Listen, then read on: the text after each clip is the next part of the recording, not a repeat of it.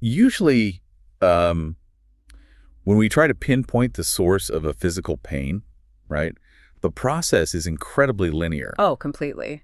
Very straightforward. Yeah, like you feel an ache in your arm, you go to a clinic, they slide you under an x-ray machine. Right. And within minutes, the doctor's pointing to, a jagged white line on a black screen. Exactly. And it's just a broken bone. It is a fact. Right. The diagnosis is entirely separate from the emotional state of the patient. Mm-hmm. I mean, the bone doesn't care if you're angry about it. No, not at all. And the doctor doesn't need to know your childhood history to see the fracture, right? It's just a binary, visible truth. Yeah. And there is a really profound comfort in that kind of categorization, I think. For sure. But why is that? Well, that comfort comes from the illusion of total objectivity. Like, when a problem is visible and mechanically straightforward, the solution usually is, too. Right. You set the bone, you put a cast on it, and you just wait. Exactly. But the moment you pivot away from the skeletal system, right, and you step into the architecture of a long-term human relationship, Oh, man. Yeah, that objective X-ray machine completely shatters. it really does. You are suddenly looking at a diagnostic landscape where the fractures are entirely invisible. Yes. Invisible and often flat out denied by one party. Exactly. Yeah. And constantly shifting based on, memory and perception. Which is exactly the terrain we are navigating today. It is. And welcome to today's deep dives, by the way. If you're listening, we are so glad you're here. Definitely. Because today we are not dissecting a peer-reviewed psychological study or anything like that. No, and we aren't pulling apart some massive geopolitical crisis either. Right. Instead, we are going to look at a single, anonymous blog post. Just one post, written by a 55-year-old woman. Yeah. And it is brief, it is raw, and it is honestly a staggering look into a deeply imbalanced marriage. It really is. So our goal for you listening today is to help you read the negative space of this confession. Right, the stuff she's saying without actually saying it. Exactly. We need to examine the hidden ledgers, the unspoken resentments, and those incredibly complex, often contradictory mechanics of intimacy and guilt. The things operating just beneath the surface of her daily life. Right. So where do we even begin with something like this? Well, honestly, the anonymity of the post is actually the perfect place to start our analysis. Oh, interesting. How so? Because people turn to the void of the internet to say the things that are too structurally dangerous to say within their own homes. Wow. Yeah, that makes a lot of sense. Right. What we have here isn't just a complaint about a physical disconnect. No, it's way more than that. It is a meticulously detailed ledger of an emotional economy that is completely bankrupt. Bankrupt. That is the perfect word for it. Yeah, this text serves as a masterclass in how a seemingly straightforward physical deficit in the bedroom, Right. rapidly metastasizes into a profound psychological burden. Right, because it's never just about the physical act. Exactly. We are looking at the exact mechanism of how a lack of physical reciprocation translates into a complete dismantling of a person's self-worth. So to really understand how that dismantling happens, we have to establish the literal physical reality of the environment she is living in. Right. Yes, the baseline facts. Right. And the baseline facts she presents are stark. Harry. She is 55 years old. Her husband is 59. Yeah. And they have a recurring systemic issue with physical intimacy. Right, and she is very specific about the biological reality of this. Yes, exactly. She states quite clearly that she cannot climax from penetrative sex alone. Right. She requires manual or oral stimulation, but her husband rarely offers that stimulation. Which is a huge deficit. Massive. And the first critical piece of data she gives us isn't even about the act itself. No, it's about the timeline. Right. She writes, and I quote, "He has always been like this, and it's not because he is older." Yeah, and that sentence, that is the load-bearing pillar of her entire psychological state. Load-bearing pillar, I like that. What do you mean by that? Well, by explicitly stating he has always been like this, she is entirely eliminating the usual suspects that couples face in middle age. Oh, like she's ruling out all the easy excuses. Precisely. This isn't a recent drop in libido. Right, it's not a midlife crisis. Exactly. This isn't a side effect of a new blood pressure medication. This isn't a physiological limitation brought on by entering his late 50s. So she's saying, don't blame this on age. Right. She is establishing that this profound lack of reciprocation is the foundational dynamic of their marriage. It was built this way from the ground up. Which means, if you think about it, she has been tolerating this specific deficit for years. Decades, probably. Decades. And the math of that tolerance is just Staggering when you look at the frequency she outlines. Let's break down that math, because it's important. Yeah, so she says they have sex a couple times a week. Okay. But oral sex, the actual thing she explicitly needs to reach a climax, happens only about twice a month. Right. So let's just project that math over a single year. Okay, let's do it. That is roughly 100 encounters where he's fully satisfied. Right. 100 for him. Compared to maybe 24 encounters where her specific biological needs are even addressed. 24? Wow. I mean, 100 versus 24? That discrepancy is wild. It really is. And we have to consider the psychological weight of that discrepancy, too. Yeah, how does that wear on a person? Well, it is one thing to have mismatched libidos, right? Where you simply interact less frequently overall. Sure, like one person wants it twice a week, the other wants it twice a month. Exactly. That's a frequency mismatch. Yeah. But it is an entirely different psychological phenomenon to participate in the act with the exact same frequency, but with a highly asymmetrical payoff. Oh, that's such a good point. She's showing up for the event every time. Every single time. Imagine the emotional stamina that requires. It must be exhausting. It's like, think about going to your favorite restaurant with your partner, say, twice a week. Okay, I like this analogy. Right, so every single time you go, your partner is served a massive multi-course meal. They eat until they are completely satisfied. Must be nice for them. Oh, it's great for them. But you, on the other hand, are only allowed to order food twice a month. So the rest of the time, I'm just sitting there. Yes. The other roughly 80 times you go to this restaurant, you are required to sit at the table, participate in the conversation, maybe pour their wine, Wow. and literally watch them consume a meal while your own plate sits completely empty. That is brutal when you frame it like that. Right. You aren't just going hungry. You are actively facilitating and witnessing their satisfaction while your hunger is ignored over and over again for years. Yeah, the restaurant analogy really gets to the heart of the cruelty of the situation. Because it is cruel, isn't it? It is, specifically because he's aware of her hunger. That's the kicker. Yeah. She explicitly notes that he knows she cannot orgasm without this specific stimulation. Right. And this brings us to a huge psychological concept here.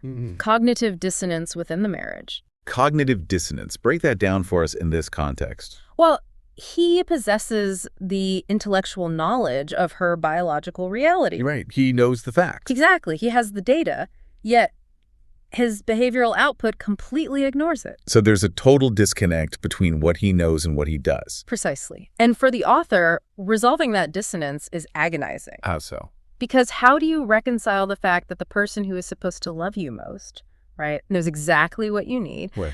possesses the physical capability to provide it, Right. and simply chooses not to? That would just break your brain trying to figure that out. It does break you down. So faced with that agonizing dissonance, a person doesn't just freeze, do they?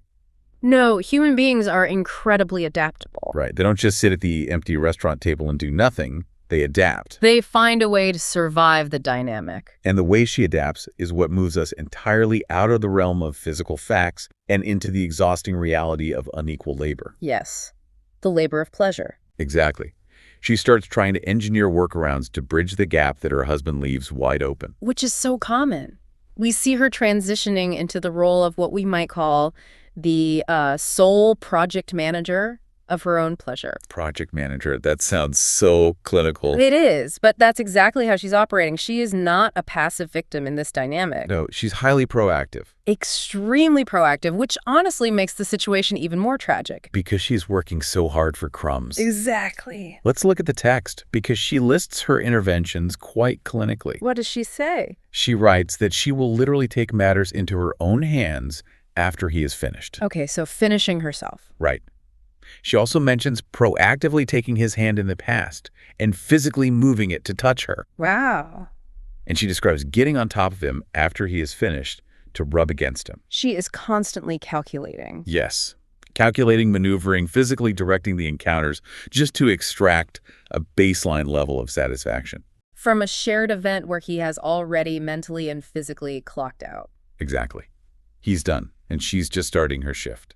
And notice the profound isolation in those actions. Yeah, it feels very lonely. Extremely lonely. Even when she uses his hand, she is the one moving it. She's operating him like a tool. Right. She is acting as the architect, the contractor, and the physical laborer of her own climax, all within inches of his husband. The emotional labor required to maintain your own arousal while simultaneously managing a passive partner, I can't even imagine. It's immense. It literally forces her to split her consciousness.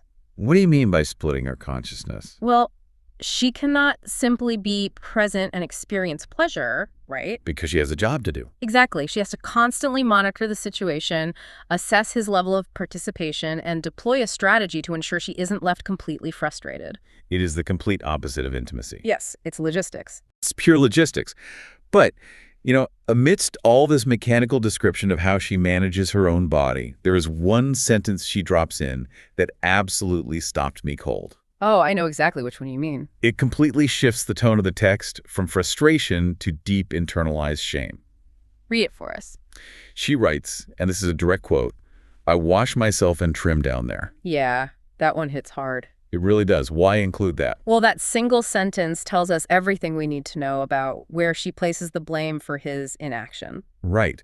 Because in a short, anonymous post asking for advice on a husband's selfishness, why do you feel the need to broadcast your personal grooming habits to absolute strangers? It reads like a desperate defense mechanism. It totally does. She is essentially submitting her bodily hygiene into evidence for the jury of the internet. Right. Like, see? Look at the proof. Exactly. Trying to prove that she has eliminated every possible variable that could justify his rejection. And this is a classic manifestation of an internal locus of control gone completely toxic. Okay, unpack that term for us. Locus of control. Sure. In psychology, locus of control basically refers to how much agency you believe you have over the events in your life. Okay, like who is at fault when things go wrong? Exactly. When faced with a partner's chronic neglect, an individual really only has two choices in how they process it. And what are those?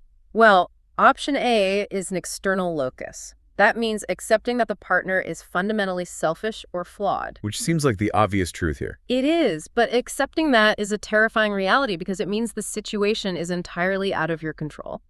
Right. Because you can't force him to be unselfish. Exactly. You cannot fix someone else's core personality. So what's option B? Option B is an internal locus. This is where you convince yourself that the partner's neglect is actually a reaction to some hidden flaw within you. Because if it's your fault, you can fix it. Precisely. It provides a false sense of control in a helpless situation. Wow. So she thinks if she just changes herself, he will change his behavior. Yes. The author has unconsciously decided that his lack of reciprocation must be an aversion to something physical about her. Which leads to the washing and trimming comment. Right. She thinks, therefore, if she just engineers herself into a state of absolute perfection. Right. If she is impeccably clean, perfectly groomed, completely frictionless. Then she will finally earn his reciprocation. But the profound tragedy of this mechanism is that it never works, does it? No, never.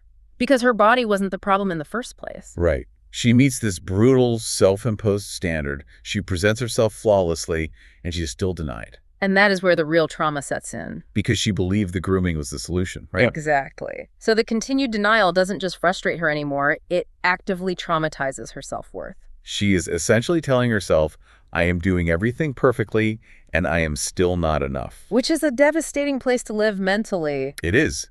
Which naturally leads to the question that anyone listening to this is probably screaming at their speakers right now. Right, the obvious question. If the math is this bad, if the labor is this exhausting, and if the rejection is this painful, why doesn't she just stop? Why doesn't she just walk away from the table? Exactly. Why doesn't she just refuse to go to the restaurant until the menu changes? It is the most logical question. But, human behavior in long-term attachments is rarely driven by logic. Yeah, that's fair. What is it driven by there? It is heavily driven by emotional conditioning. And in her case, her behavior is heavily regulated by a deeply ingrained guilt economy. A guilt economy. That's a fascinating term. Let's look closely at how she talks about guilt in the post. Yeah, what's her exact phrasing? She writes, and again, it's a bit tangled, but she says, why do I feel guilty if I don't offer it to him when he does not feel guilty by offering it to me? Right. Even with the slightly confusing phrasing there, the core asymmetry is glaringly obvious. Oh, absolutely. She is carrying an immense amount of guilt for the mere thought of withholding pleasure. Just the idea of it makes her feel bad. While observing that he operates with absolute impunity, while actually withholding pleasure. The asymmetry of guilt is a huge hallmark of conditioned relational roles. Relational roles like societal expectations of how a wife should act. Exactly. We have to look at the societal frameworks she references here. She does mention something about that, doesn't she? She does. She explicitly notes hearing the phrase that some women do anything to please their partners to make them happy. Right, like that's just the standard she's supposed to meet. Yes. And that isn't just an offhand comment. That is a foundational script she has been handed about female worth in a heterosexual marriage. So she has internalized this schema that a good wife is an infinitely accommodating entity. Precisely. To be good is to be accommodating. So if she sets a boundary, say, she says, I am no longer going to provide oral sex to you until my own needs are met. Right. That doesn't feel like a healthy assertion of self-worth to her, does it? Not at all. It feels like a moral failure. It feels like she's violating the contract of being a good person. Exactly. In her psychological framework, his passivity is neutralized as just a personality trait. Right. How he has always been. Exactly, just the way he is. But her potential withdrawal of services, that would be categorized as an active, malicious act of deprivation. Wow. And she uses exactly that word. Deprivation. Yes. She goes out of her way to reassure the reader that she still goes down on him so that he is, quote, not getting deprived in any way. It is a completely warped emotional hostage situation. That's exactly what it is. She is actively guarding the gates of her captor's ego. She's protecting him from the reality of their marriage. Yes. She is absorbing profound daily deprivation. Yet her primary anxiety is ensuring that he never has to feel a fraction of the discomfort she lives in permanently. Because if he feels deprived, he might become unhappy. And if he's unhappy, it's her fault. Right. She would feel she has failed her societal mandate to do anything to please. So this guilt economy just keeps her locked in a cycle of overfunctioning. Yes, overfunctioning on multiple levels. She overfunctions physically by doing all the work in the bedroom, like we talked about. Right, the project management. And she overfunctions emotionally by managing his feelings of deprivation while completely ignoring her own. Exactly. But we have to remember this intense pressure to overfunction doesn't exist in a vacuum just because of vague societal norms. No, it's much more pointed than that. It is being violently fueled by a very specific, tangible terror that she has constructed in her own mind. Right. And this is where the psychology of this post shifts from just sad to actively devastating, I think. You are referring to her fears regarding infidelity? Yes, the phantom other woman. The ghost in the marriage. Exactly. She writes that her guilt and her continued offering of oral sex are driven by this fear that if she stops, he will think all other men get it regularly. Right. And that he will, quote, go and cheat to get it more. Which is a very common fear. It is. But it's the sentence that followed that fear that I think is the most painful string of words in the entire document. Read it for the listeners. She writes, I just know that if he was with another woman, he would do it to her. Wow. Yeah, that sentence is the absolute epicenter of her trauma. It really is. It takes your breath away a little bit. It does. And it requires deep psychological unpacking because it reveals how entirely her self-esteem has been dismantled. I mean, think about the distinction she is making there. Right, the specific assumption she's making about his capability. Yeah, because if your partner is terrible in bed, the easiest ego defense is to assume they are just universally terrible, right? Exactly. You externalize it. You tell yourself he's selfish, he's lazy, he just doesn't understand anatomy. He'd be a disappointment to literally anyone. Right. You make it a flaw in his programming. Exactly. It protects you from the sting of the rejection. But she doesn't do that. No. She specifically strips away her own ego defense. How so? By declaring that he actually possesses both the capacity and the willingness to be generous. Right. But actively chooses not to deploy those qualities for her. Yes. It is the ultimate personalization of his neglect. It's like she's saying, he has the medicine, he just refuses to give it to me. Exactly. In psychology, we talk about the concept of relational devaluation. Okay, what is that? It's basically the perception that a partner does not value the relationship as much as we do. Right, which hurts. It does hurt, but she takes it a step further into acute self-devaluation. Oh, because she makes it about her own worth. Yes. She has constructed an imaginary rival, this phantom other woman, who is theoretically worthy of the effort her husband refuses to give her. She is literally competing with a ghost, and she has decided the ghost is winning. It is a phenomenal form of cognitive self-torture. It really is. Why do we do that to ourselves? Because by believing that he would do it for someone else, she is validating her own core fear. Which is what? That the problem isn't him. The problem is that she is fundamentally unlovable or unappealing. Oh, man. That ties directly back to her defensive statement about the washing and trimming, doesn't it? Exactly. It's all connected. If he is capable of pleasing a woman but won't please her despite her being perfectly clean and accommodating, Right. her internal conclusion is that she is inherently defective. It also hints at a very dark interpretation of the Madonna whore complex, doesn't it? Oh, absolutely. That's a great connection. Like the idea that maybe she believes her husband categorizes women into those he respects but won't touch in certain ways, and those he would, degrade himself for. Right, the dichotomy of the respectable wife versus the mistress. Exactly. But instead of seeing that as his psychological failing or his weird hang-up, she views it as her failure to be desirable enough to inspire his lust. Yes. The phantom other woman is essentially a projection of everything she feels she lacks. And it traps her in this terrible behavior loop. How so? Well, if she believes he will magically become a generous, attentive lover for a theoretical mistress, right, she must constantly work to appease him to keep him from seeking out that mistress. Even though her appeasement yields absolutely zero reciprocation. Exactly. It is a paralyzing state of hypervigilance. She's working overtime to prevent a betrayal that might not even be real. Yes, and speaking of paralysis, we have spent all this time in her head, right? Right. Analyzing her assumptions, her guilt, her phantom rivals. But we have to look at how her husband actually communicates with her. Oh, yes. Because he isn't entirely silent in this dynamic. No, he speaks. And when he does speak, it's a masterclass in obfuscation. That's a polite way of putting it. The mixed messages he delivers are incredibly difficult to parse. They really are.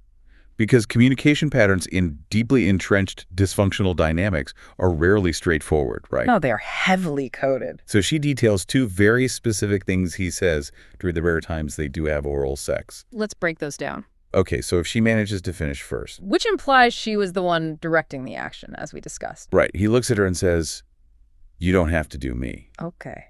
But she notes, almost defensively, that she does it anyway because she wants to.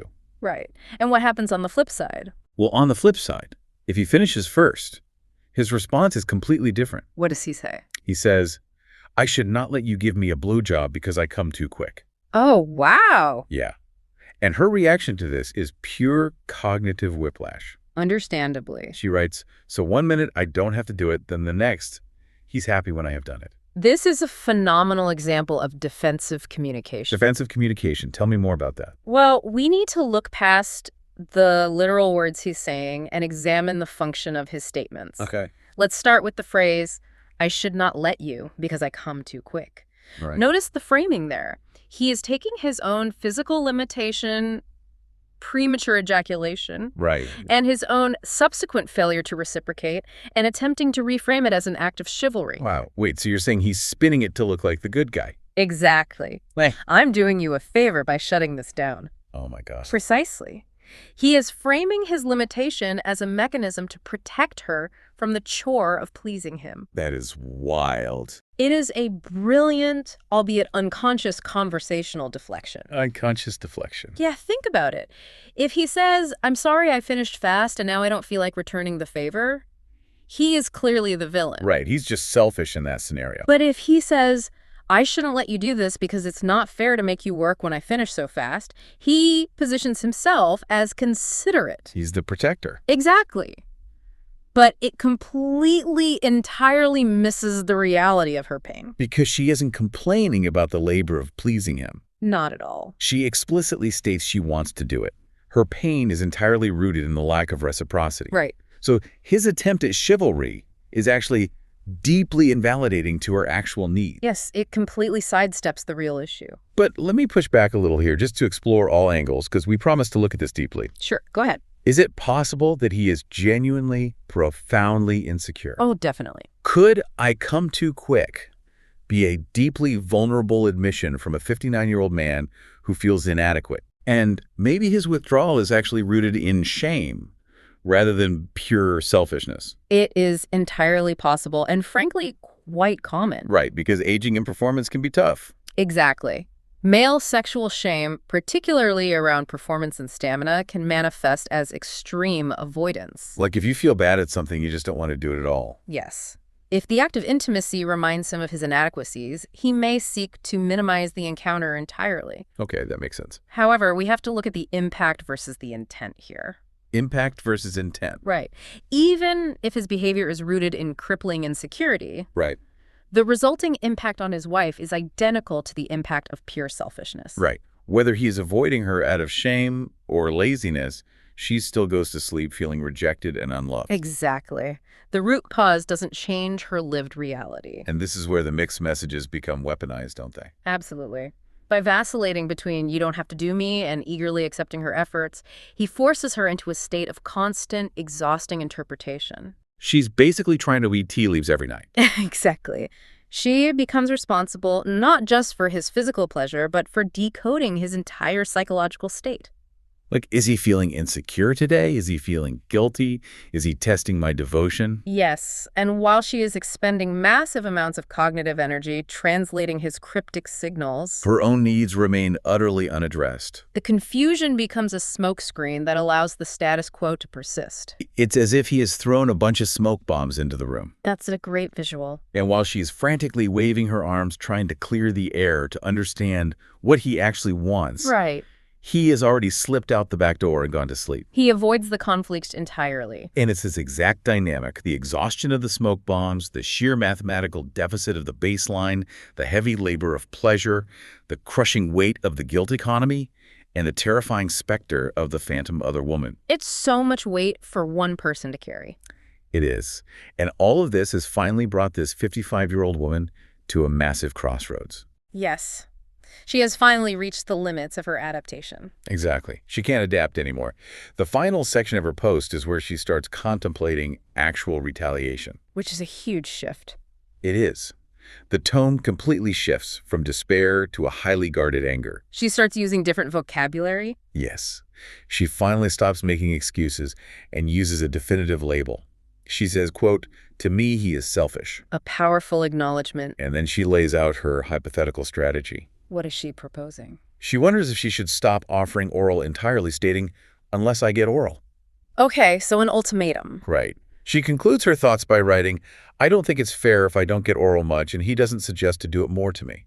This shift toward retaliation is completely natural given the circumstances, Sure, that makes sense. but it is also the most dangerous phase for the survival of the relationship. Dangerous. Why? Because she is proposing moving the relationship out of a communal framework and into a strictly transactional framework. Oh, I see. It feels like she is preparing to turn the marriage bed into a literal accounting firm. Exactly. A tit-for-tat ledger. Like, I will withhold product X until you deliver product Y. Yes. And the tragedy of the transactional relationship is that it is almost always a symptom of systemic failure, not a cure for it.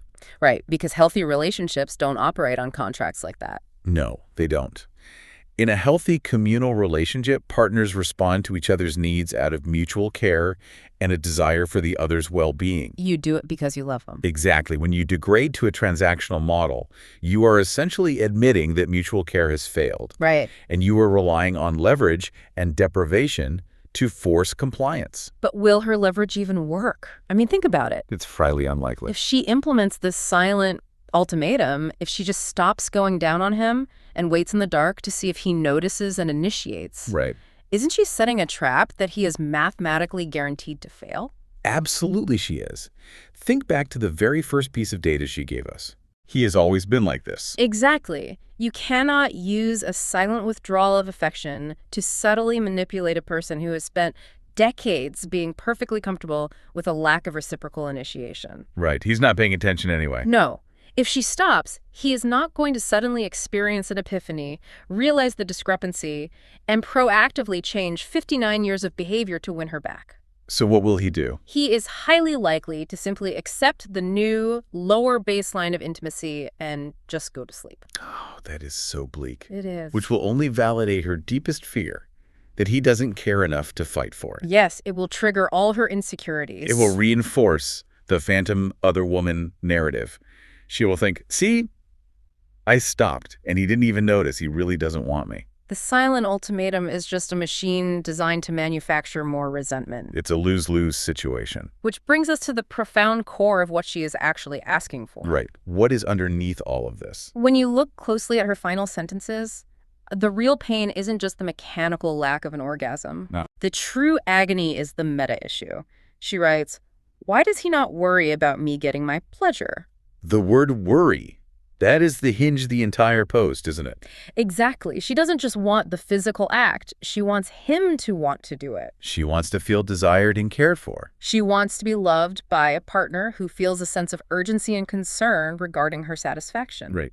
Having to ask for it, having to negotiate for it, or having to withhold affection to extort it completely defeats the purpose. Because the transactional model she is considering will never cure the emotional deficit she is experiencing. Why not? Because you cannot extort genuine desire. You cannot negotiate someone into worrying about you. Wow.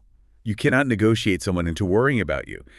That distinction, the difference between securing an action and securing the intent behind the action, that is the exact translation of her pain. It really is. It is the invisible fracture on the X-ray that no one wants to talk about. The one that doesn't show up on the screen. Exactly. And as we start to pull back and wrap up this deep dive, I want you listening to really sit with the sheer scale of the emotional journey we just mapped out. It's a lot to process. It is. We started with what looked like a very simple, almost clinical math problem about bedroom frequency. 2 times a week versus 2 times a month. Right. But by refusing to take those numbers at face value, we uncovered an incredibly dense, agonizing psychological ecosystem. We really did. We saw how the absence of physical reciprocation forces one partner to become the exhausted project manager of their own pleasure. Managing every detail just to get a baseline response. We examined the crushing weight of the guild economy, where societal expectations force a woman to guard her husband's ego while her own self-worth is starving. The complete imbalance of emotional labor. We watched how a lack of attention breeds the terrifying phantom of the other woman, convincing someone that their partner's failure is actually proof of their own inherent unlovability. Competing with a ghost. And we saw how the cryptic, mixed messages of a passive partner can drive a spouse to the brink of turning their marriage into a hostile, transactional contract negotiation. It is a profound amount of suffering, meticulously documented in just a few paragraphs. It really is. And, while it is easy to analyze this anonymous woman from a distance, the underlying mechanics she is describing are universally applicable. Oh, for sure. We all do versions of this. Right. It leaves us with something critical to examine in our own lives. Tell us. As you move through your day, think about the silent ledgers operating in your own relationships. The debts we are keeping track of in our heads. Yes. Think about the physical, emotional, or domestic gaps that you have quietly learned to bridge by overfunctioning. Right. Where are you being the project manager? Exactly. How often do we build up towering, unscalable resentments based on what we just know our partner would do for someone else? Yeah. How often do we make massive, damaging assumptions about our partner's motives or their secret insecurities without ever actually bringing that ledger out into the light? We just guess at it in the dark. We tolerate the pain of a murky, invisible fracture because demanding a real, vulnerable conversation about it feels too dangerous. But the danger of the silence is always greater than the danger of the truth, isn't it? Always. Because as long as the ledger remains hidden in your head, as long as you are quietly guessing at the fractures in the dark, the bone continues to heal crooked. It never sets right. You have to turn the lights on. You have to speak the deficit out loud. You really do. Thank you so much for joining us on this intense, incredibly human exploration today. It was a heavy one, but an important one. Definitely. Keep questioning the things you assume are just the way they are. Keep having the hard conversations, and we will catch you on the next deep dive.